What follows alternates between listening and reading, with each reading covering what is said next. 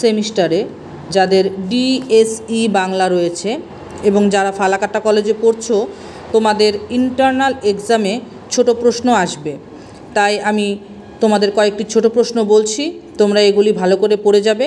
এছাড়াও যারা ক্লাস করেছো আমাদের এখানে ক্লাসে যে সমস্ত কোশ্চেন লেখানো হয়েছে তোমাদের সেখান থেকেও কিন্তু তোমরা ছোট প্রশ্ন হিসেবে কোশ্চেনগুলি পড়বে। মরীচিকা কাব্যগ্রন্থ। মরীচিকা কাব্যগ্রন্থটি 1923 সালে প্রকাশিত হয়। এই কাব্যগ্রন্থটি যতীন্দ্রনাথ সেনগুপ্তের লেখা এবং যতীন্দ্রনাথ সেনগুপ্তের ছদ্মনাম বিপ্রতীপ গুপ্ত। যতীন্দ্রনাথ সেনগুপ্ত এই মরীচিকা কাব্যটিকে যতীন্দ্রমোহন বাগচির কাছে উৎসর্গ করেছেন। মরীচিকা কাব্যগ্রন্থের শেষ কবিতাটির নাম বর্ণিস্তুতি। মরীচিকা কাব্যগ্রন্থে মোট 23টি কবিতা রয়েছে। এই কাব্যগ্রন্থে কবির আরাধ্য দেবতা হল শিব, যার কারণে তিনি শিবের গাজন কবিতাগুলি লিখেছেন। যতীন্দ্রনাথ সেনগুপ্তের রচিত কাব্যের কবিতাগুলি হল আমাজন, মনকবি, সাদা পাতা, হাট, ঘুমের ঘোরে, শিবের গাজন, পল্লী দোকানে, পথের চাকরি, বর্ণিস্তুতি, অভাগার ভাগ্য ইত্যাদি। এরপর বলছি কারাগার নাটক থেকে। কারাগার নাটকটি মন্মথ রায়ের লেখা। এটি 1931 সালে প্রকাশিত হয়। এখানে মোট 16টি গান রয়েছে। এই নাটকের অঙ্ক 5টি এবং দৃশ্যে 18টি চরিত্র রয়েছে। কারাগার নাটকের 2টি অংশ আছে, একদিকে কংসের অত্যাচার, অন্যদিকে স্বাধীনতা সংগ্রামের দেশপ্রেম। সুবর্ণলতা। এই উপন্যাসটি আশাপূর্ণা দেবী রচিত। এই উপন্যাসের প্রধান চরিত্র সুবর্ণলতা।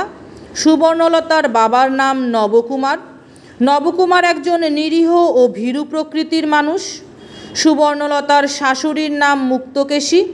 মুক্তকেশী একজন স্বাধীনতা হরণকারী নারী। সুবর্ণলতার স্বামীর নাম প্রভূতচন্দ্র সেন। তার স্বামী ভদ্র প্রকৃতির মানুষ এবং কিছুটা ভীতু। মুক্তকেশীর 4 পুত্র সুবোধ, প্রবোধ, প্রবাস ও প্রকাশ। সুবোধ কিছুটা ভদ্র মানুষ, সে নারীদের মূল্য দিতে জানে। প্রভাত একজন আইনজীবী, সে হচ্ছে একজন নিম্ন রুচির অহংকারী ব্যক্তি। এবং প্রভাস কোনো কাজ করে না, তবে শখের বশে থিয়েটারে নায়িকার পাঠ করে। মুক্তকেশীর বড় মেয়ের নাম সুশীলা। বড় মেয়ের স্বামী কেদার।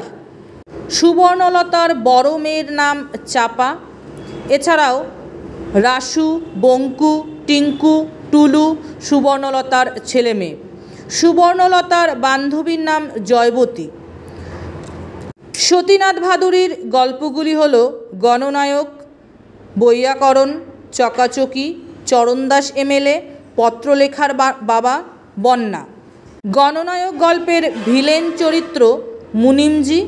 এই গল্পটি 1946 সালের দাঙ্গার ঘটনাকে কেন্দ্র করে লেখা হয়েছে।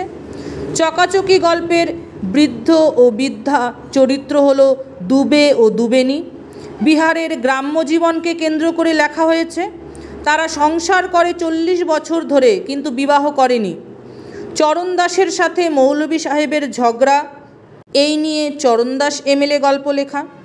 পত্রলেখার বাবার নাম হল গোবিন্দবাবু, যিনি সকলকে বেনামে চিঠি লিখতেন। বন্যা গল্পটি বিহারের বিখ্যাত কুশি নদীর প্রান্তিক গ্রাম পুরাণকে কেন্দ্র করে গড়ে উঠেছে। তো তোমাদের যেসব কাব্যগ্রন্থ, কবিতা, গল্প, নাটক রয়েছে সেখান থেকে মোটামুটি কয়েকটি ছোট প্রশ্ন আমি বলে দিলাম, এগুলি ভালো করে শুনবে। এছাড়াও তোমাদের ক্লাসে যা লেখানো হয়েছে আমি আগেও বলেছি, সেগুলি কিন্তু তোমরা ভালো করে পড়বে। তাহলেই আশা রাখছি তোমরা ইন্টারনালে সমস্ত প্রশ্নের উত্তর করতে পারবে। সকলকে ধন্যবাদ।